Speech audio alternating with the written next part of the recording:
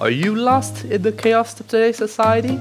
If all you need is a daily dose of quick updates on social matters around you, then look no further and tune into The Far Side, an 8-minute social inquiry podcast by English Club of Foreign Trade University. Strap in and get yourselves ready to look at the world from a whole new perspective. And it all starts right now. Greetings everyone, I'm Andy. And I am Mia. In today's episode, Anonymity, a shield or a sword. We are going to dive deeper into anonymity and its effects on bad behaviors online through the context of cyberbullying and cancel culture. So basically, when we mentioned anonymity or more familiar word anonymous, what might pop up in our mind is having no name or being publicly nameless, right? Right. Anonymity enables people to protect their personal information. They only reveal it when necessary. It also provides a safe environment to surf the internet. Exactly. However, being anonymous means we can send images, videos, create rumors, or make comments freely, and nobody can discover who we are. Therefore, someone can spread the photos, the videos with bad intentions, like humiliating, taunting, I guess, or even insulting others. Yeah, and that's the downside of anonymity. The perfect tool for bullying, cyberbullying to be exact. To make it clearer, cyberbullying takes place over digital devices. It involves harassment, intentional harm, threatening someone through SMS, text, phone call, or through popular social media. Yeah, and I also found that due to the internet and in digital devices being widespread, cyberbullying can happen anywhere at any time to everyone. Even worse, once the humiliating images, videos are posted, no one can stop it from spreading over social media. And even if those photos and videos are deleted, someone could just, download and share them to other people, right? Yeah, just like the situation I heard a couple days ago, there was a video where one girl has some inappropriate actions in her online classroom and she forgot to turn off the camera. Her classmate recorded then just posted it online. The video was quickly spread to hundreds of groups and people. And hurtfully, there are many people who are still looking for that shameful video, and no one asked who recorded it, who needed to take responsibility for spreading such depraved cultural products. Well, I couldn't agree with you more, Maya. What that girl did was obviously wrong, right? But here's the thing, the person uploading that video was guilty too. And we don't know who that perpetrator really is. So that means all the blame, criticism towards the victim has happened every day since the video was uploaded. That's what makes cyberbullying victims hard to escape. They will have to suffer from stress, depression, mental breakdown, and even suicidal behaviors. Yeah, and according to American nonprofit organization, Do Something to be exact, 60% of adolescents and young people have witnessed cyberbullying but do not intervene. It just makes cyberbullying victims bear not only from criticism but also loneliness. But I think, it doesn't end there, right? The scars left by cyberbullying cannot be disappeared and it lasts forever, both the victim's mind and on the internet. So, to sum up, the problem of cyberbullying is getting worse because with anonymity, it is hard to trace the bullies' identities and make them pay for the crime. So, cyberbullying has been an issue ever since the internet was widely available, right? And now, as we can see, that more and more bullies are still out there under the protection of anonymity, and things could get more terrible if a group of people takes advantages of this to harass, to criticize, or detest against someone else. That is exactly what a part of social media is doing towards celebrities, influencers, if they do wrong or they not satisfy the audience.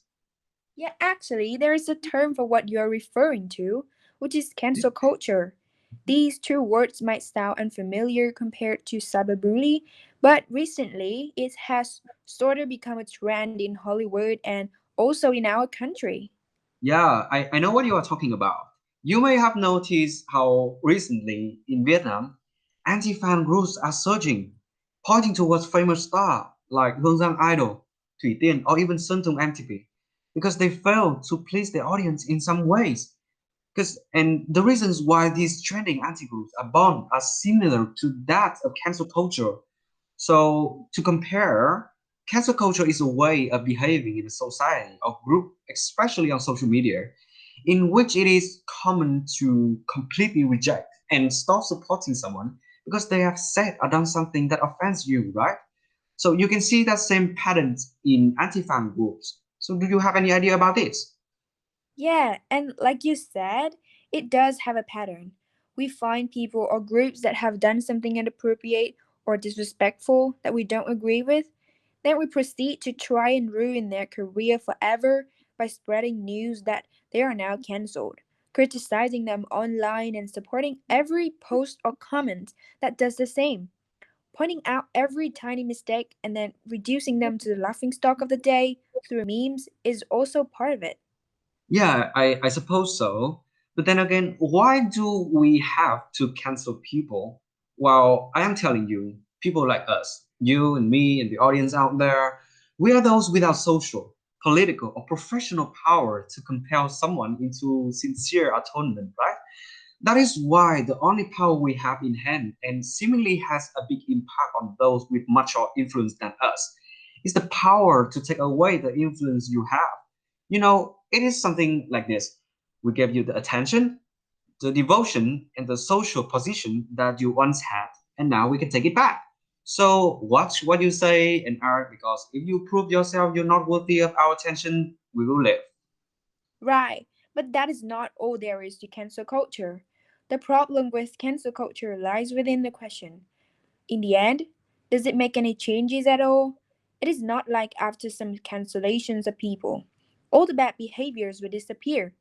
Some people think that cancel culture should be encouraged because that is the only way people will be more responsible with what they do and thus making the society move forward. Do you agree with that? Well, my answer is no, because that is actually the concept of an accountable culture.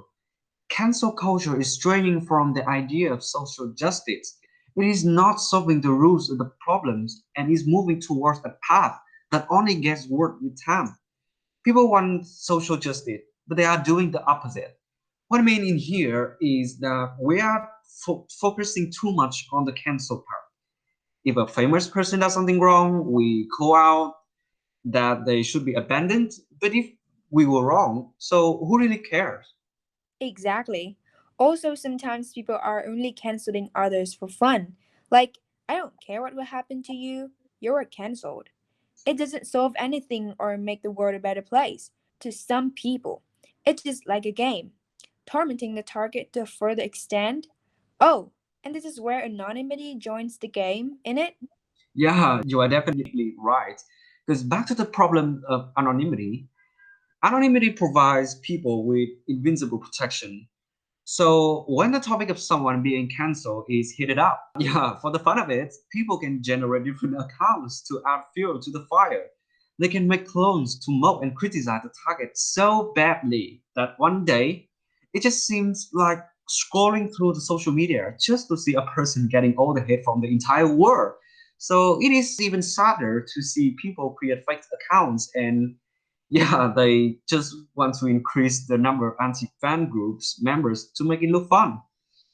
And thus, it seems that something must be done, or else the problem with cyberbullying and cancel culture will never come to an end. Yeah, you get a point, Maya.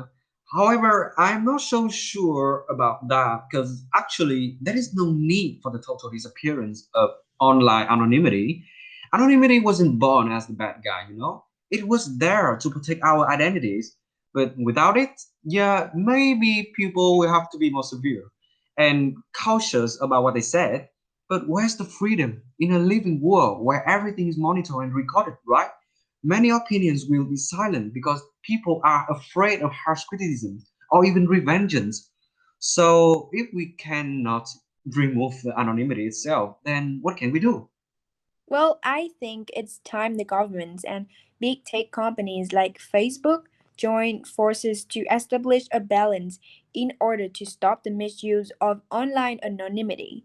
from what I've read, according to the New York Times, the best way to combat the issue may be through traceable anonymity, which still preserves people's choice to remain anonymous while allowing the government to trace the identity of culprits, combined with banning the IP address rather than just the account in extreme cases.